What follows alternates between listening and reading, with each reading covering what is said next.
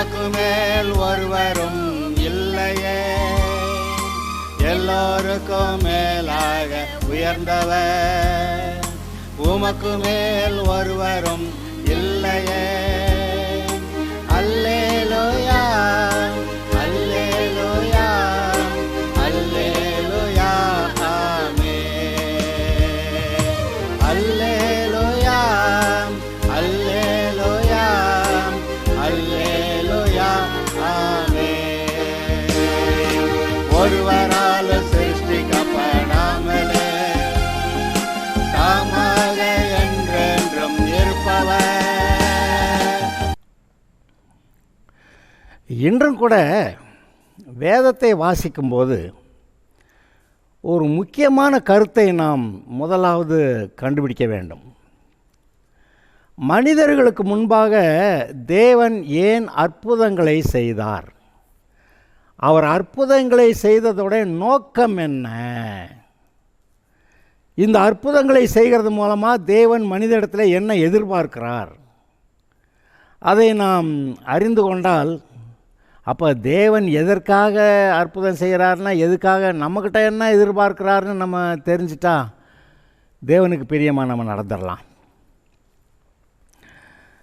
முதலாவது,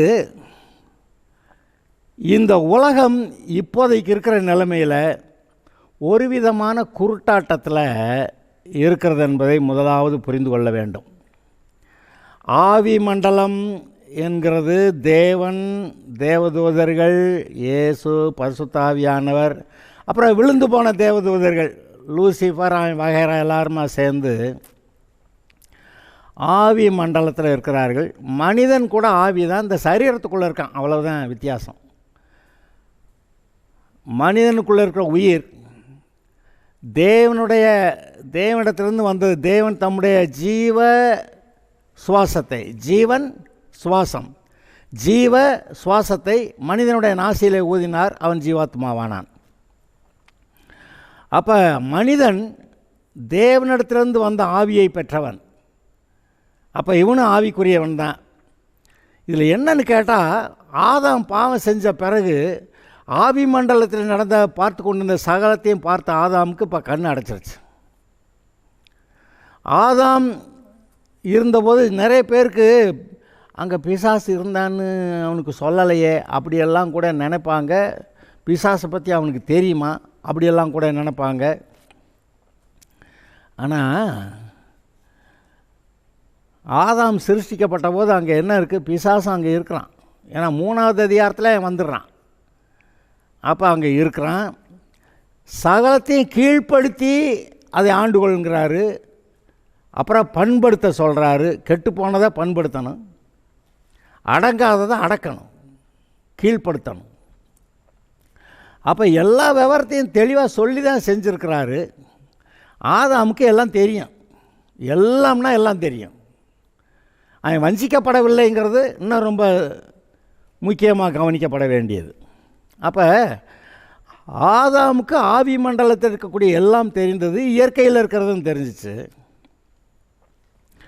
ஆனால் என்றைக்கு ஆதாம் தேவனுடைய வார்த்தையை விட்டு விலகி, தேவனை விட்டு விலகி, பிசாசு கூட சேர்ந்து தேவ மகிமை அற்றவனாகி, பிசாசோடைய குணத்தை தனக்குள்ளே எடுத்துக்கொண்டு பாவியானானோ, அன்றைக்கு ஒரு பயங்கர காரியம் நடந்துருச்சு. பைபிளில் எழுதியிருக்கிறது ஒரு பாதி தான், மீதியை நீங்கள் கண்டுபிடிக்கணும். அவர்கள் அந்த பழத்தை தின்றார்கள், அவர்களுடைய கண்கள் திறந்தது, அப்படி தான் எழுதியிருக்கு. ஏன் கண் திறந்துச்சுன்னா அதுக்கு முன்னாடி குருடனாக இருந்தேன்? அதுக்கு முன்னாடி அவன் ஒன்றும் குருடனாக இருக்கல. அவனுக்கு எல்லாமே நல்லா தெரிஞ்சது. ஆவி மண்டலத்தில் இருந்ததுன்னு தெரிஞ்சது, இயற்கை மண்டலத்தில் இருந்ததுன்னு தெரிஞ்சது. ஆனால் இப்போ கண்கள் திறந்ததுன்னா பாவ கண்கள் திறந்தது. அவன் தான் நிர்வாணியாக இருக்கிறோம் என்று கண்டு அது அவனுக்கு வெட்கமாக இருக்கிறதை பார்த்து, வெட்கத்தை மூடுவதற்கு அத்தி இலைகளினாலே அவன் வஸ்திரத்தை உண்டு பண்ண ஆரம்பித்தான். அப்போ திறந்த கண்ணு பாவக்கண்ணு. பாவ இச்சைகளை பார்க்க வைக்கிற கண்ணு. பிசாசோடைய நோக்கம் என்ன? இந்த மனுஷனை பாவியாக்கிட்டா இவன் நரகம் போவான், நான் நரகம் போகிறேன், நீ வா என் கூட அப்படின்னு பொய் சொல்லி ஏமாற்றி ஆதாமையும் சரி அவனுடைய சந்ததியாக இருக்கிற மனுஷரையும் சரி பொய் சொல்லி வஞ்சித்து இன்றைக்கு உலகம் முழுவதையும் இப்படிப்பட்ட நிலைமையில் வைத்திருக்கிறான். அன்றைக்கு பாவம் வந்ததினாலே ஆதாமுடைய மனக்கண்கள் குருடாகி இயற்கை கண்கள் மாத்திரம் பார்க்க ஆரம்பிச்சிச்சு. ஆனாலும் அப்போதைக்கு தேவன் பகலிலே குளிர்ச்சியான வேலையில் வரும்போதெல்லாம் வர்றாருன்னு தெரியுது, சத்தம் கேட்டு ஓடி போய் ஒளிஞ்சுக்கிட்டான்லாம் பார்க்குறோம். ஆனால் காலப்போக்கில் பாவம் அதிகமாக அதிகமாக அதிகமாக கர்த்தர் ஒருத்தர் இருக்கிறாருன்னு தெரியாமல் போச்சு. பாருங்கள், ஆதாம் ஏவாள் பாவம் செய்த பிறகு தான் காயின் ஆபேலை பெறுகிறாங்க. காயின் கர்த்தர் காயின்கிட்ட பேசிக்கிட்டு இருக்கிறாரு, காயின் கர்த்தர்கிட்ட பேசிக்கிட்டு இருக்கிறான். ஆபிரகாம்கிட்ட கர்த்தர் பேசிக்கிட்டு இருந்தார், நோவாட்ட கர்த்தர் பேசிக்கிட்டு இருந்தார், ஏனோக்கிட்ட கர்த்தர் பேசிக்கிட்டு இருந்தார். ஆனால் நோவா காலமும் அதுக்கு பின்னாடி காலத்துலேயும் பார்த்திங்கன்னா பாவத்தின் அளவு அதிகமாகிவிட்டது. பாவத்தின் அளவு அதிகமாக அதிகமாக மனக்கண்கள் அதிகமாகி ஒரு குருட்டாட்டத்துக்குள்ளே போயிட்டு, அதனால தான் இப்போ சொல்கிறோம், இன்றைய உலகத்தில் மக்கள் ஒரு விதமான குருட்டாட்டத்துக்குள்ளே கிடக்கிறார்கள். தேவனை காண்கிற கண்கள் இல்லை,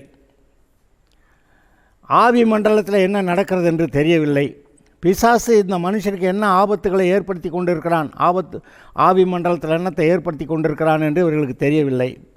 ஏதோ பிரச்சனை நடக்க பார்க்குறதுன்னு தானே உடனே ஜோசியக்காரன்கிட்ட போய் மந்திரவாதிக்கிட்ட போய் அது என்ன நடக்க போகுதுன்னு கேட்டு அந்த மாற்றுறதுக்கு என்ன செய்யணுமோ அதை செய்ய ட்ரை பண்ணுறாங்க. ஆனால் இவனுக்கு தெரியலையே கர்த்தர் என்ன செய்ய நன்மை செய்கிறாருங்கிறது அவனுக்கு தெரியல, பிசாசு எப்படி அவனுடைய வாழ்க்கையை கெடுக்கிறாங்கிறது இவனுக்கு தெரியலை.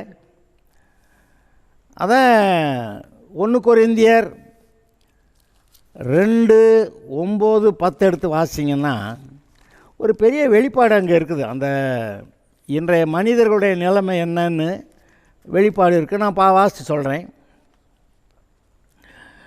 7வது வசனத்திலிருந்து 1 கொரிந்தியர் 2:7, உலகத் தோற்றத்துக்கு முன்னே தேவன் தம்முடைய மகிமைக்காக ஏற்படுத்தினதும் மறைக்கப்பட்டதுமான ரகசியமான தேவ ஞானத்தை பேசுகிறோம். ஏன்னா மறைஞ்சிருக்குது, ரட்சிப்பே மறைஞ்சு கிடக்குது இந்த மனுஷனுக்கு. இந்த பிரபஞ்சத்து பிரபுக்களில் ஒருவனும் அறியவில்லை, அறிந்தார்களானால் மகிமையின் கர்த்தரை அவர்கள் சிலுவையில் அறைய மாட்டார்களே. யாருன்னு தெரியாமே அறிஞ்சிட்டாங்கன்னு தான் சொல்கிறாரு இங்கே எழுதப்பட்டிருக்கிறது. நான் ஜீவனில் தேவனுடைய குமாரனாய் கிறிஸ்துன்னு இவர் தான் சொல்லி பேதுரு சொல்கிறது. அப்புறம் இயேசுக்கிட்ட நீ யாருன்னு சொல்லி ஆசாரின்னு கேட்குறப்ப ஆமாம் நான் தேவனுடைய குமாரன் தான் அப்படின்னு அவர் சொன்ன அந்த ஒரு வார்த்தை நிமித்தம் தேவதூஷணம்னு சொல்லி அதனால தான் அவங்க கொன்னாங்க. அப்போ இயேசுவை யாருன்னு அவங்க கண்டுபிடிக்கலை, சாதா மனுஷர் கண்டுபிடிச்சிட்டாங்க. ஆனால் பரிசேயர், சதுசேயர், ஆசாரியர்கள், வேதபாரர்கள் அவங்களாம் பைபிளை ரொம்ப கருத்தாக படித்து மனப்பாடம் கூட பண்ணி வச்சுருப்பாங்க. ஆனால் அவங்களுக்கு தெரியலை. கமாலியல் இந்த வேதத்தை போதிக்கிறதுல பெரிய போதகன், அவன்கிட்ட தான் போய் பவுல் கல்வி கட்டுறான்னு போட்டிருக்கு. கமாலியலுடைய பாதத்திற்கே கல்வி கட்டுற நான் அப்படின்னு நாங்கள் சொல்ல வர்றான். கமாலியலுக்கும் தெரியல, இந்த பவுலுக்கும் தெரியல, இயேசு யாருன்னு தெரியல, தேவனுடைய குமாரன் யாருன்னு தெரியல. அவரை போட்டு சிலுவையில் அரைஞ்சாங்க.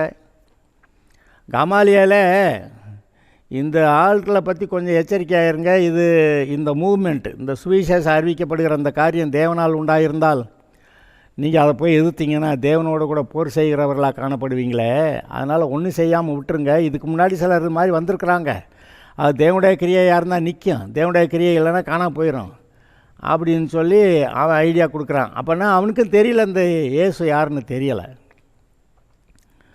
பவுலுக்கும் யாருன்னு தெரியல. அவன் போய் தமஸ்குள்ளே போய் இந்த விசுவாசிகளை கட்டி இழுத்துட்டு வரலான்னு கர்த்தர் அங்கே ஒரு டமால்னு அது மேலே மோதி முள்ளில் உதைக்கிறது உனக்கு கடினமாம் அப்படின்னு சொல்கிறாரு. என்னை துன்பப்படுத்துகிற நீ அப்படின்னு அவனை பிடிச்சிக்கிட்டாரு. அப்போ தான் அவன் பார்க்குறான், மனம் திரும்பிடுறான். அதுக்கப்புறம் உடனே சுவிசேஷம் அறிவிக்க ஆரம்பிச்சிடறான். அது வேறு. அப்போ நமக்கு என்ன தெரியுது, இவன் பவுலுக்கு தெரியல. அவன் வந்து நியாயப்பிரமாணத்தின்படி குற்றஞ்சாட்டப்படாதவன். ஆனால் இயேசுவை அறியாத, இயேசுவை ஏற்றுக்கொள்ளாத பாவி. பாவின்னா என்னங்க, நம்ம நினைக்கிற திருடுனது, போய் சொன்னது, களவாண்டது, இந்த என்ன அடல்ட்ரி, அது அப்படி தான் போய் பாவம் செய்கிறான் அப்படின்னு சொல்கிறான். விபச்சாரம், வேசித்தனம், கொலை, கொள்ளை. ஆனால் இயேசுவோடைய கணக்கில் எது பாவம்? அவர்கள் என்னை ஏற்றுக்கொள்ளாதபடியால் அவர்களுடைய பாவத்து நிமித்தம் அப்படின்னு தான் நான் வாசி காட்டுறேன். யோவான் 16 பரிசுத்த ஆவியானவர் வந்து என்ன போதிப்பாராம்? யோவான் 16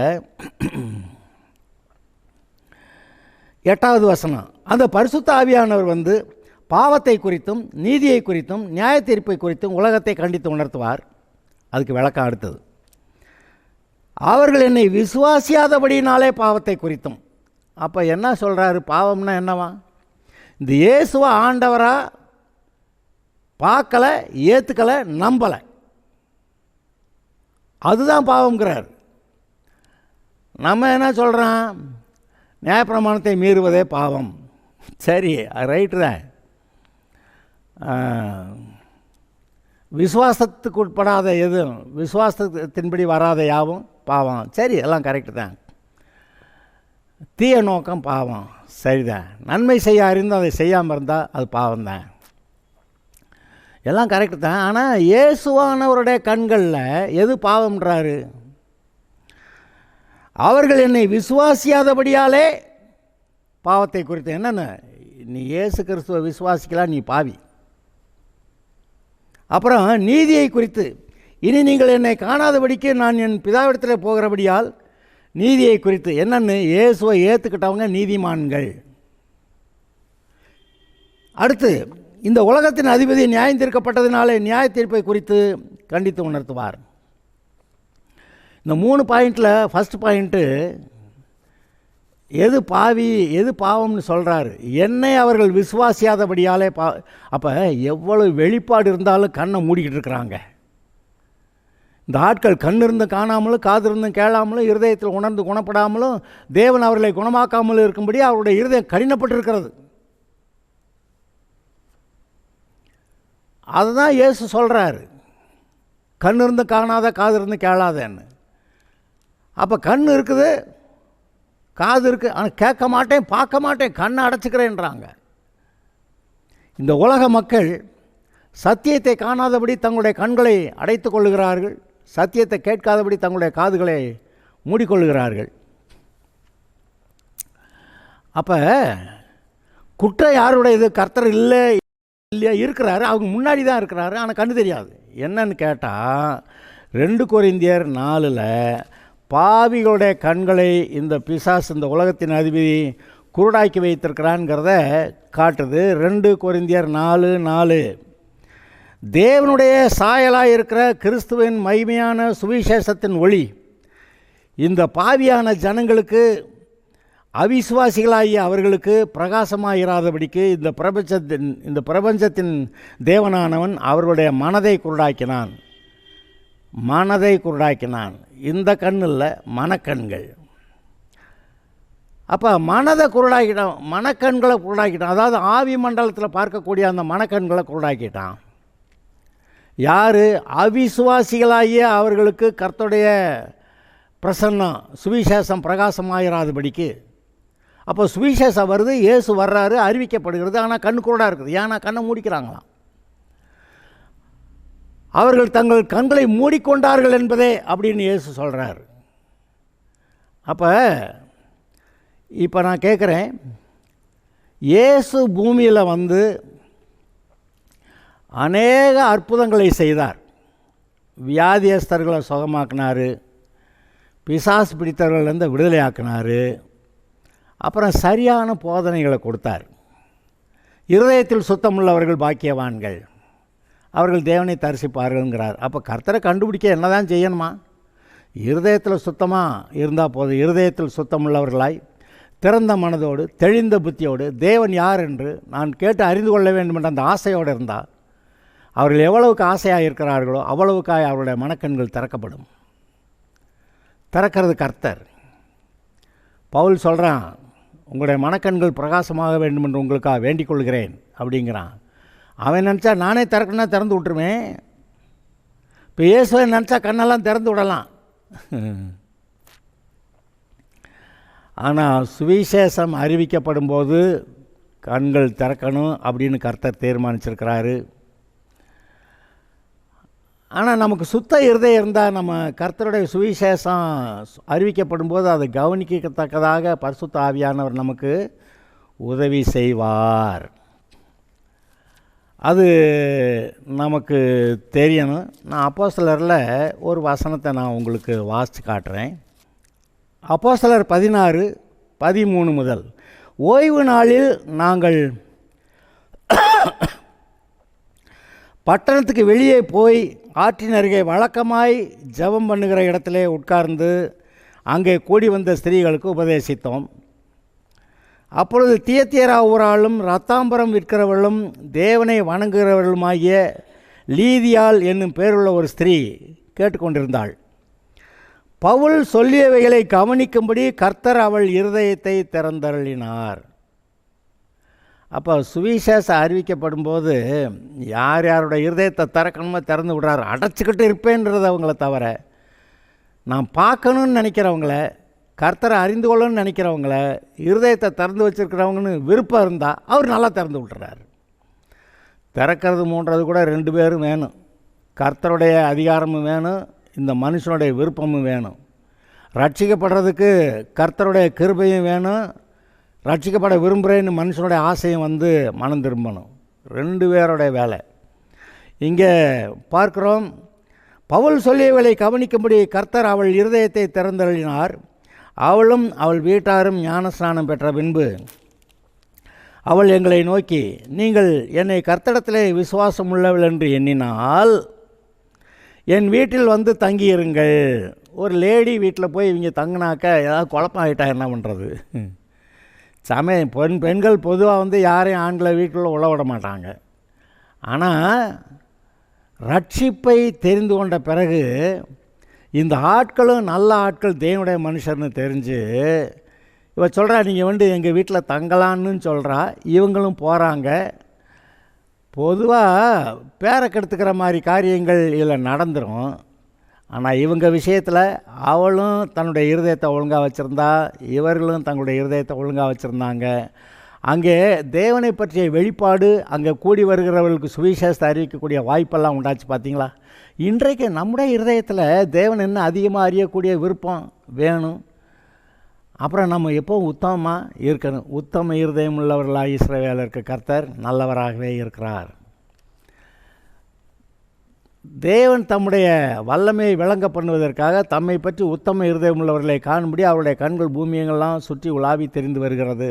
நீங்கள் சுத்த இருதயத்தோடு இருந்தால் கண் உங்கள் மேல் நின்றும். கர்த்தருடைய கண்கள் நீதிமான்கள் மேல் நோக்கமாக இருக்கிறது. அதெல்லாம் பாருங்கள். நம்ம என்னை நீதி ஆக்கினா தானே ஆண்டவரே? ஆமாம், இயேசுவை ஏற்றுக்கிட்டா நீதி ஆக்கி விட்டார். இயேசுவை ஆண்டவராக ஏற்றுக்கொண்டவர்கள் கிறிஸ்துவுக்குள் தேவனுடைய நீதியாக இருக்கிறார்கள் என்று இதே 2 கொரிந்தியர் 5:21 சொல்லுது. அவர் உங்களை நீதி ஆக்கினாதான். நம்மளால் நீதி ஆகவே முடியாது, நம்மளால் பரிசுத்தமாக முடியாது, நம்மளால் தேவனுடைய மகிமையை பெற்றுக்கொள்ள முடியாது, நம்மளால் மனம் திரும்பக்கூட முடியாது. நம்ம மனம் திரும்புறது கூட ஒரு வசதி வாய்ப்பு அங்கே வேண்டியிருக்கு. அவர் வர்றாரு, பிரசங்கம் பண்ணுறாரு, இருதயத்தை திறக்கிறாரு. ஆனால் திறக்க மாட்டேன், மூடிக்கிறவேன்னு இவங்க சொல்கிறதுனால தான் தேவனை அறிகிற அறிவு அவங்களுக்கு இல்லாமல் போயிடுது. ஆக ஒரு வெளிப்பாட்டை கர்த்தர் கொடுக்குறாரு, அங்கீகரித்தார் வெளிப்பாடு கிடைக்கும். அப்புறம் எந்த அளவுக்கு கர்த்தரை அறிய வேண்டுங்கிற ஆசை இருக்கோ அந்த அளவுக்கு வெளிப்பாடு அதிகமாக கிடைக்கும். இன்றைக்கி விசுவாசிகளுடைய மனக்கண்கள் பாதி தெரியுது, பாதி தெரியலை, மங்களாக தெரியுது, இல்லாட்டி ஒரு மாதிரி தெரியுது. அதனால தான் சொல்கிறாரு, பவுல் சொல்கிறாரு, உங்களுடைய மனக்கண்கள் பிரகாசமாக வேண்டும் என்று உங்களுக்காக வேண்டிக் கொள்கிறேன். ஏன்னா தேவனை அப்போ நீங்கள் தெளிவாக அறிந்து கொள்வீங்க, அவருடைய ஆசீர்வாதங்களை பெற்றுக்கொள்வீங்க, தேவனுக்கு சாட்சியாக இருப்பீங்க. அவருடைய வல்லமை எவ்வளோ பெரிய வல்லமை உங்களுக்குள்ளேருந்து கிரியை செய்து அது முதல்ல தெரியுமே அப்படிங்கிறாரு. அப்போ நீங்களும் அந்த அற்புதங்களை செய்யக்கூடிய ஆட்களாக வருவீங்களே அப்படின்றார். அப்போ தேவன் பழைய ஏற்பாட்டிலையும் சரி புதிய ஏற்பாட்டிலையும் சரி அற்புதங்களை செஞ்சதெல்லாம் நோக்கம் என்ன? இப்படி ஒரு அற்புதம் நடக்கிறதுனால ஜனங்கள் என்னன்னு கவனித்து பார்ப்பாங்க. ஒரு அற்புதம் நடந்தவுடனே அந்த ஜனங்கள் கவர்ந்து இழுக்கப்படுகிறார்கள். இயேசு அற்புதம் செய்தார், ஜனங்கள் ஓடி வந்தாங்க. ஆக கள்ளத்தீர்க்கதரிசிகளும் மந்திரவாதிகளும் கூட அற்புதம் செய்கிறாங்க, அங்கேயும் ஜனங்கள் ஓடும். கர்த்தர் அற்புதம் செஞ்சால் இங்கேயும் ஜனங்கள் ஓடி வரும். ஆனால் எங்கே போனாலும் சரி சத்தியத்தை அறிந்து கொள்ளக்கூடிய திறமை எல்லா மனுஷருக்குள்ளே இருக்கிறது. அவங்க தான் தீர்மானிக்கணும். பொல்லாங்காய் தோன்றுகிற எல்லாவற்றையும் விட்டு விலகுங்கள், எல்லாவற்றையும் சோதித்து பாருங்கள், நலமானதை பற்றி கொண்டு பொல்லாதவைகளை விட்டு விலகுங்கள் அப்படி சொல்கிறாரு கர்த்தர். அப்போன்னா இப்படி வெளிப்பாட்டை பெற்றுக்கொள்ளக்கூடிய இருதயம் இருக்கிறது. ஆனால் பாவம் ஜனங்களுடைய கண்களை மூடுகிறது. அருமையான இயேசு கிறிஸ்துவின் சுவிசேஷத்தின் ஒளி அவிசுவாசிகளாகி அவர்களுக்கு பிரகாசமாயிராதபடி அவருடைய மனக்கண்களை பிசாசு குருடாக்கினான், மனதை குருடாக்கினான். அப்போ அவிசுவாசி, நான் கர்த்தரை விசுவாசிக்க மாட்டேயா அப்படின்னு தீர்மானம் எடுத்தவங்க. அவிசுவாசிகளாகி அவர்களுக்கு பிரகாசமாயிராதபடிக்கு இந்த உலகத்தின் இந்த பிரபஞ்சத்தின் அதிபதி அவருடைய மனதை குருடாக்கினான்னு போட்டிருக்க. அவிசுவாசிகள்னால் யார்? யார் இந்த அவிசுவாசிகள்? இவர் இயேசு தேவனுடைய குமாரன்னு விசுவாசிக்க மாட்டேன், I won't believe, I won't accept அப்படி சொல்கிறவங்க தான் அவிசுவாசி. அந்த அவிசுவாசம் எவ்வளோ பயங்கரம்னு எபிரேயரில் எழுதியிருக்கு, 3வது அதிகாரத்தில் எழுதியிருக்கு.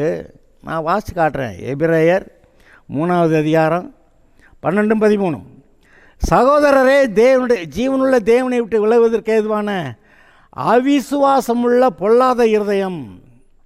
அவிசுவாசமுள்ள இருதயத்தை பற்றி என்ன சொல்லுது? பொல்லாத இருதயம் உங்களில் ஒருவனுக்குள்ளே இராதபடிக்கு நீங்கள் எச்சரிக்கையாக இருங்கள்.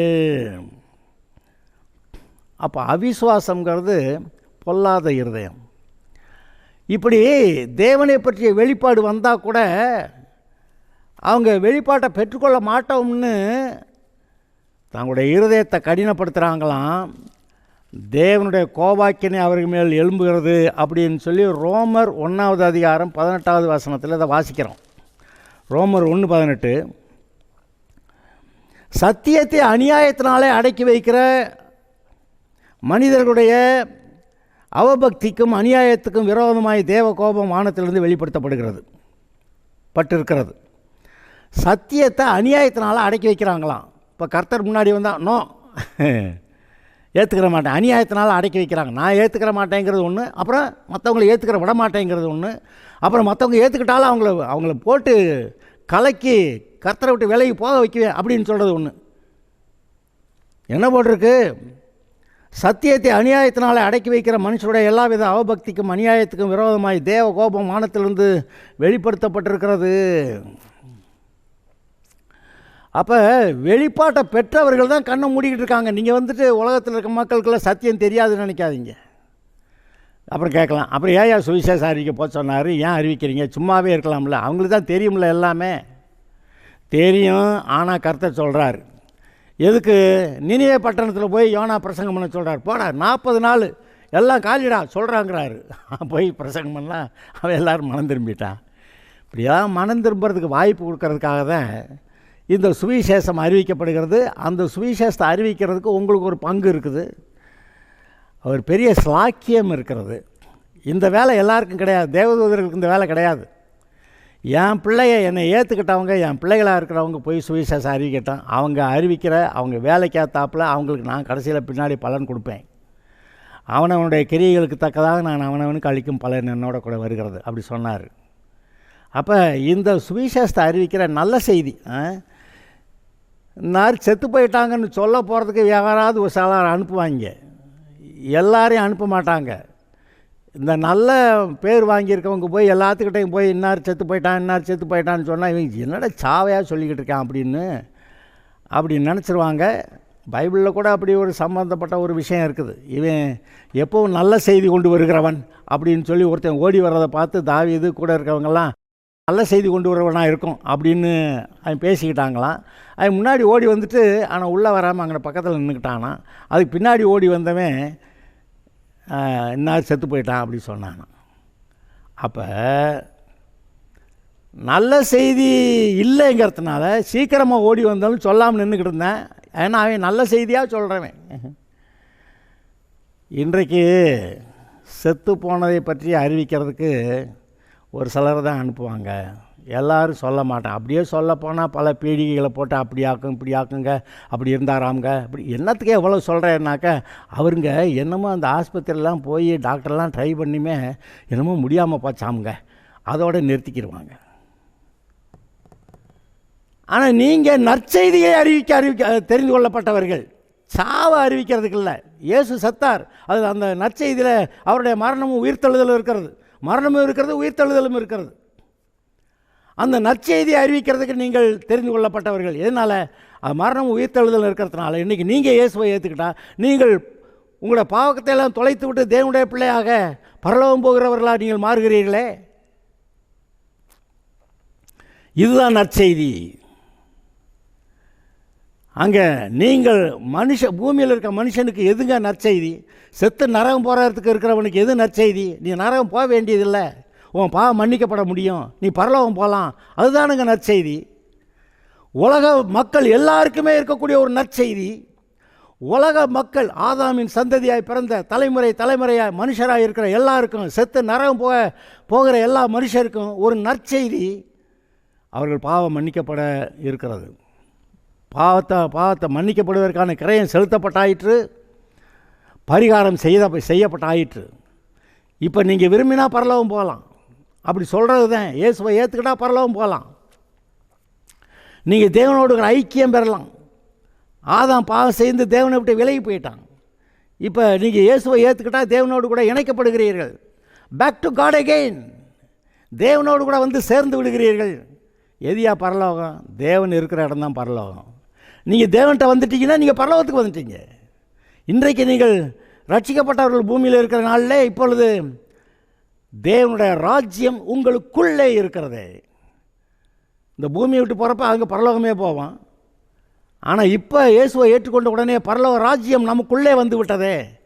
இப்படி வர வைக்கிறதுக்கு அறிவிக்கிற வேலை, நல்ல வேலை, நற்செய்தி. இப்படி நற்செய்தியை சொல்கிறதுக்கு சொன்னால் கேட்பாங்களா? ஒருத்தனும் கேட்க மாட்டேங்கிறான்.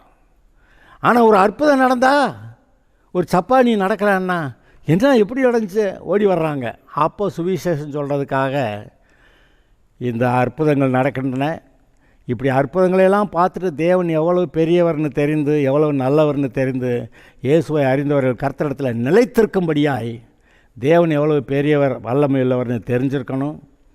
இப்படி புதுசாக அற்புதங்கள் நடந்தால் தான் ஜனங்கள் ஓடி வந்து பார்ப்பாங்க. நான் இப்பொழுது சொல்லுகிறேன், எல்லா விசுவாசிகளும் நம் மூலமாய் அற்புதங்கள் நடக்க வேண்டுமென்று நம்மை ஒப்புவித்து, பரிசுத்தாவின் அபிஷேகத்துக்கு ஒப்புவித்து, ஆவியானவருடைய நடத்துதலுக்கு ஒப்புவித்து, நாம் ஒவ்வொருவர் மூலமும் அற்புதங்கள் நடக்கும்படி நாம் கர்த்தரிடத்தில் ஒப்புவித்து ஜெபம் பண்ணுவோமாக.